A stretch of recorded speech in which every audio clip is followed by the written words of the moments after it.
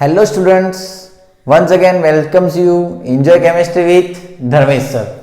Last time તમને મૂળ concept શીખવાડતા હતા અને મૂળ કન્સેપ્ટની અંદર તમને કેટલીક મૂળભૂત બાબતોની માહિતી આપી હતી અને એનસીઈઆરટીમાં આ ક્વેશ્ચન કઈ રીતે તૈયાર કરી શકાય તેના વિશે આપણે ચર્ચા કરતા હતા.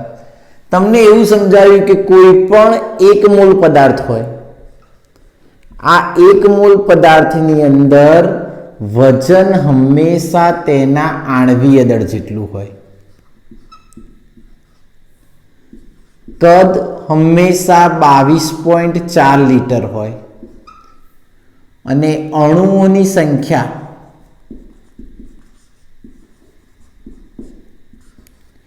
એવોગેડ્રો અચળાંક એટલે કે 6.022 ગુણ્યા 10⁻23 જોવા મળે છે. આ વસ્તુને ધ્યાનમાં લઈ આજે આપણે કેટલાક દાખલાઓની પ્રેક્ટિસ કરવાની છે. તો સૌ પ્રથમ એક્ઝામ્પલ તમારી સમક્ષ રજૂ કરે છે. 80 ગ્રામ NaOH ની અંદર જો વજન આપ્યું હોય તો તમારે કદ, અણુઓની સંખ્યા અને મોલ શોધવાના. તો તમને એનસીઈઆરટી અકોર્ડિંગ ટુ ચર્ચા કરતા હોય તો સૌથી પહેલા વજન આપ્યું હોય અને મોલ શોધવા હોય તો બીજી કોઈ વસ્તુમાંથી મોલમાં હોય એટલે ભાગવા પડે. તો મોલ બરાબર વજન છેદમાં આણ્વીય દળ, આવું સૂત્ર આપણે હમણાં લખ્યું હતું. હવે વજન છેદમાં આણ્વીય દળ માટે તમે NaOH નું આણ્વીય દળ જાણતા હોવા જોઈએ. આપણે આણ્વીય દળ શોધતા શીખેલા છીએ કે Na વત્તા OH છે, જેનું આણ્વીય દળ નક્કી કરવું હોય તો Na વત્તા O વત્તા H. Na નું થશે 23, ઓક્સિજનનું 16 અને હાઇડ્રોજનનું 1. બધાની કિંમત મૂકતા આવશે 40. એને યુનિફાઈડ માસ અથવા ગ્રામ પર મોલ પણ કહી શકાય છે. ચલો કિંમત મૂકી દઈએ. NaOH ના મોલ, તો NaOH ના મોલ બરાબર વજન કેટલું છે તો 80, આણ્વીય દળ કેટલું મળ્યું 40. જવાબ કેટલા આવશે તો 2 મોલ. ચલો વજન પરથી તમે મોલ શોધી લીધા છે. હવે તમારે શોધવું છે કદ. તો હંમેશા યાદ રાખો કદ કોનું તો NaOH નું. તો મોલ આપ્યા હોય અને કદ શોધવું હોય તો 2 ગુણ્યા 22.4 લિટર. કારણ કે મોલને જો તમે 22.4 લિટર વડે ગુણો તો તે કદમાં રૂપાંતર પામે, એટલે અહીંયા થશે 44.8 લિટર. ત્યારબાદ જો તમને કે અણુઓની સંખ્યા,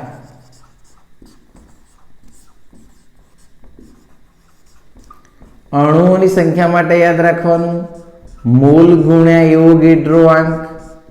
આ દરેક વખતે કોમન વસ્તુ છે, આ માઇન્ડમાં ક્લિયર હોવી જોઈએ. મોલ બરાબર 2, એવોગેડ્રો બરાબર 6.022 ગુણ્યા 10⁻23. તો અહીંયા થઈ જશે 12.044 ગુણ્યા 10⁻23. 1 પોઈન્ટ આગળ લઈએ તો 1.2044 ક્રોસ 10⁻23 છે, એની જગ્યાએ થશે 24 અણુ. કારણ કે યાદ રાખવાનું જો તમે ડાબી બાજુ તરફ ખસો છો તો પ્લસ ઘાતની અંદર શું થશે તો વધારો. 23 ની જગ્યાએ કેટલા થઈ ગયા 24.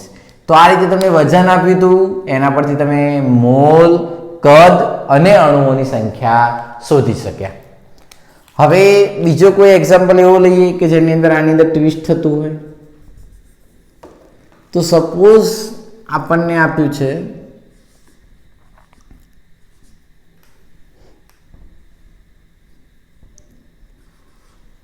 $32, અથવા આપણે પહેલા કદ લઈએ 11.2 લિટર SO2. 11.2 લિટર કયું લીધું છે SO2. ચલો કદ આપ્યું હોય અને મોલ શોધવા હોય તો બીજી કોઈ વસ્તુમાંથી મોલમાં આવવા હોય તો હંમેશા યાદ રાખવાનું કદ આપ્યું હોય અને મોલ શોધવા હોય તો કોના વડે ભાગશો તો 22.4 લિટર વડે. ચલો કદ કેટલું આપ્યું છે તો 11.2. આદર્શ એક મોલનું કદ કેટલું છે તો 22.4 જવાબ આવશે 1/2 એટલે કે 0.5 મોલ. ત્યાર પછી કદ આપ્યા હોય અને તમારે અણુ એટલે કે મોલ શોધી લીધા છે. હવે અણુઓની સંખ્યા શોધવી છે. ચલો અણુઓની સંખ્યા બરાબર હમણાં જ શીખ્યા કે મોલ ગુણ્યા એવોગેડ્રો આંક. ચલો મોલ કેટલા છે તો 0.5. અહીંયા આવશે 6.022 ગુણ્યા 10^23. ચલો 6.022 0.5 છે એટલે એના વડે મલ્ટીપ્લાય કરો થઈ જશે 3.011 ગુણ્યા 10^23. આ તમને મળી ગયા અણુઓ. ત્યાર પછી વિચારવામાં આવે વજન. ચલો વજન શોધવા માટે શું કરવાનું તો મોલ ગુણ્યા આણ્વીય દળ. બીજી કોઈ વસ્તુમાંથી એટલે કે મોલમાંથી બીજી કોઈ વસ્તુમાં જવું હોય ત્યારે ગુણાકાર કરવાના અને બીજી કોઈ વસ્તુમાંથી મોલમાં આવવું હોય ત્યારે વજન હોય તો આણ્વીય દળ વડે ભાગવાના, કદ હોય તો 22.4 વડે ભાગવાના અને અણુઓની સંખ્યા હોય તો એવોગેડ્રો આંક વડે ભાગવાના. તો ચલો મોલની અંદર વિચારવામાં આવે તો 0.5 છે પણ આણ્વીય દળ SO2 નું.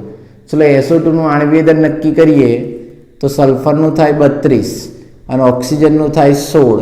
પણ અહીંયા પણ 16 દુ 32 અને 32 તો આવશે 64 યુનિફાઈડ માસ યા ગ્રામ પર મોલ. તો અહીંયા મૂકી દઈએ 64. જવાબ આવશે 32 ગ્રામ. તો અણુઓની સંખ્યા મળી ગઈ, મોલ મળી ગયા અને વજન મળી ગયું અને આપણને કદ આપ્યું હતું. તો આ રીતે કોઈ એક વસ્તુ આપી હોય તો બીજી વસ્તુ તમે શોધી શકો છો. ત્યાર પછી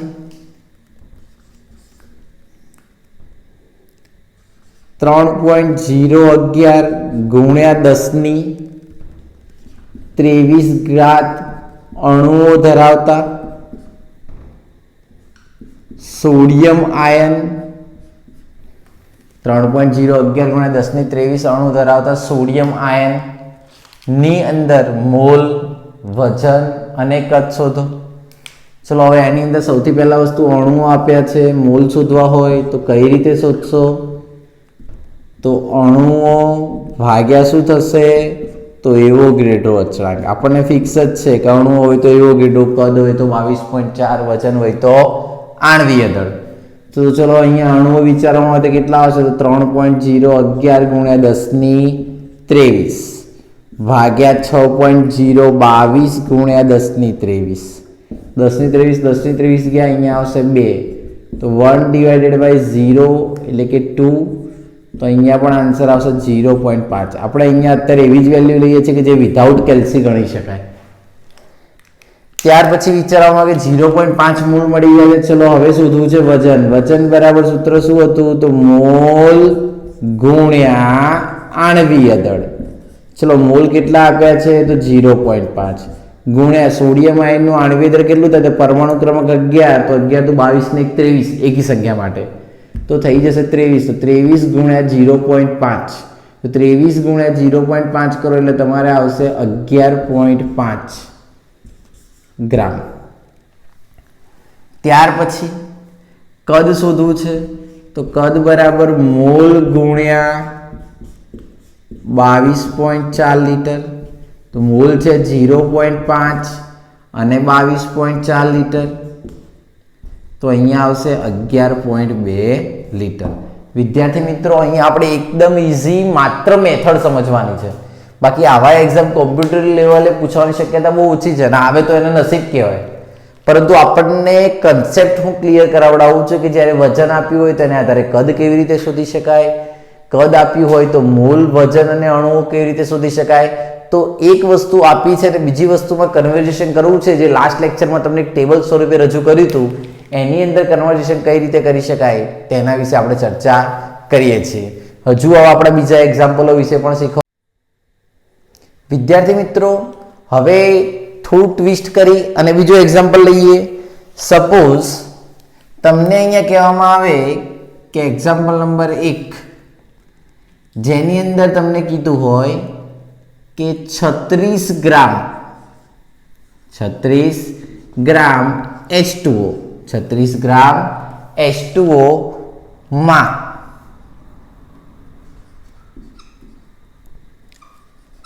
અણુઓ તથા પરમાણુઓની સંખ્યા શોધો.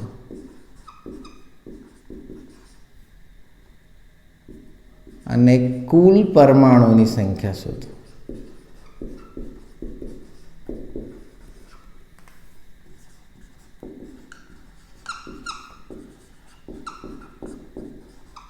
શું કીધું છે? 36 ગ્રામ H2O માં અણુઓ, પરમાણુઓ અને કુલ પરમાણુઓની સંખ્યા શોધો. તો સૌ પ્રથમ આપણને આપેલું છે વજન. ચલો વજન આપ્યું હોય અને મોલ શોધવું હોય તો આપણે બહુ સારી રીતે જાણીએ છીએ કે મોલ બરાબર વજન છેદમાં આણ્વીય દળ. ચલો કોના મોલ શોધવાના છે? H2O નો. પાણીનું વજન હવે આપણને આણ્વીય દળ શોધતા આવડી ગયું છે કે ઓક્સિજનનું 16, હાઇડ્રોજનનું 1 પણ 2 છે એટલે 2, તો 16 ને 2 થઈ જશે 18. તો 36 ભાગ્યા 18 કેટલા મળશે? તો 2 મોલ. ત્યાર પછી વિચારવામાં આવે H2O ના અણુઓ. તો H2O ના અણુઓ બરાબર આપણને સૂત્ર ખબર છે કે મોલ ગુણ્યા એવોગેડ્રો આંક. ચલો મોલ ગુણ્યા એવોગેડ્રો આંક. મોલ કેટલા આપ્યા છે? તો 2. એવોગેડ્રો આંક 6.022 ગુણ્યા 1023. ચલો 6.022 ગુણ્યા 10 ત્યાં આવશે 12.044 ગુણ્યા 1023. આ મળ્યા અણુઓ. હજુ આપણે પરમાણુઓ શોધવાના બાકી છે. તો ચલો H2O ના પરમાણુ શોધવા હોય તો પહેલા આપણે શોધીએ H ના પરમાણુ. તો H ના પરમાણુઓ માટે યાદ એવું રાખવાનું, H ની સંખ્યા કેટલી છે? તો 2. 2 ગુણ્યા તેના અણુઓની સંખ્યા. કારણ કે એક અણુ હોય એમાં H ના પરમાણુ કેટલા છે? તો 2. તો 2 ગુણ્યા 12.044 ગુણ્યા 1023. તો અહીંયા જવાબ આવશે. ટોટલ આની અંદર મલ્ટીપ્લિકેશન કરવામાં આવે તો 12 ગુણ્યા 2 એટલે કેટલા થઈ જશે? તો 24. 0.44 ના આવશે 88 ગુણ્યા 1023. શું મળ્યા? પરમાણુ. પણ કોના પરમાણુ મળ્યા? તો H ના. આ 2 વડે કેમ ગુણ્યા? કારણ કે અહીંયા H2 છે. ત્યાર પછી વિચારવામાં આવે ઓક્સિજનના પરમાણુ. ઓક્સિજનના પરમાણુ માટે યાદ આવું રાખવાનું કે તમને ઓક્સિજનનો પરમાણુ કેટલો આપ્યો છે? તો 1. તેના અણુઓની સંખ્યા કેટલી છે? તો 1 ગુણ્યા 12.044 ગુણ્યા 1023. તો જવાબ થઈ જશે 12.044 ગુણ્યા 1023 પરમાણુ. હવે કુલ પરમાણુ. કુલ પરમાણુને 2 રીતે ગણી શકાય. એક તો થશે કે કુલ પરમાણુ બરાબર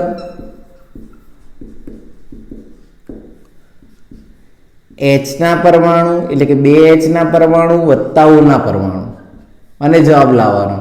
તો એની અંદર વિચારીએ તો H ના કેટલા મળ્યા છે? તો 24.088 ગુણ્યા 1023. O ના કેટલા મળ્યા? તો 12.044 ગુણ્યા 1023. બંનેનો સરવાળો કરવામાં આવે તો તમને જે આન્સર મળશે એ તમને દર્શાવશે કુલ પરમાણુ.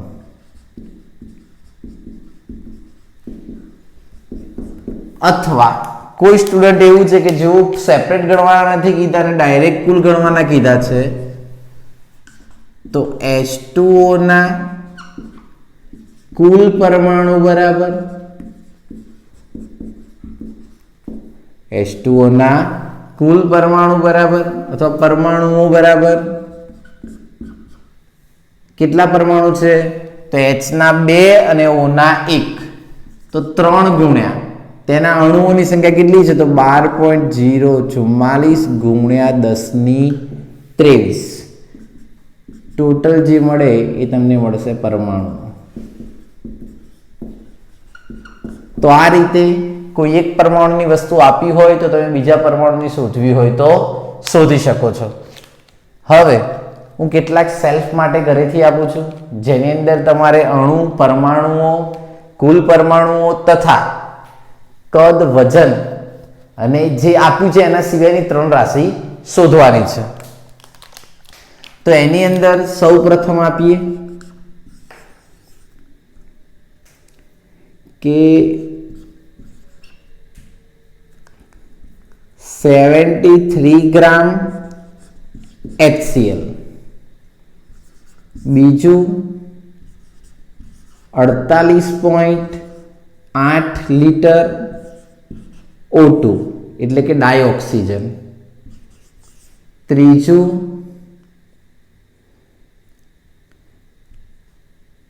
12.044 ગુણ્યા 10⁻23 ની જગ્યાએ આપણે રાખી દઈએ 20 H2 ના અણુ. યાદ રાખજો, અણુ આપ્યા હોય ત્યારે તમારે વજન, કદ અને તેના પરમાણુઓની સંખ્યા શોધવાની છે. ચોથો એક એક્ઝામ્પલ લઈ લઈએ.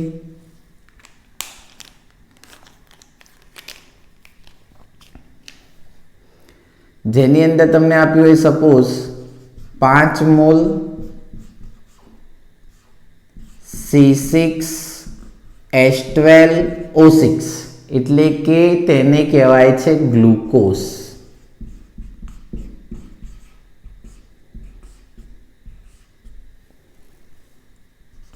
ત્યારબાદ લઈ લઈએ એક્ઝામ્પલ નંબર 5, જેની અંદર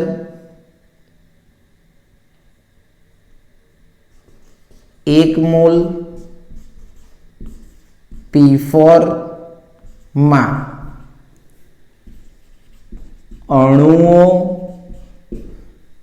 તથા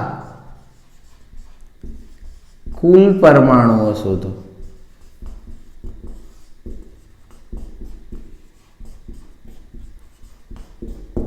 તો આ રીતે તમારે આ 5 એક્ઝામ્પલ સેલ્ફમાં ગણવાના છે અને પછી એના આન્સર લખવાના છે. જે મેથડ મેં તમને ગણાયા છે એ જ મેથડમાં વર્ક કરવાનું છે.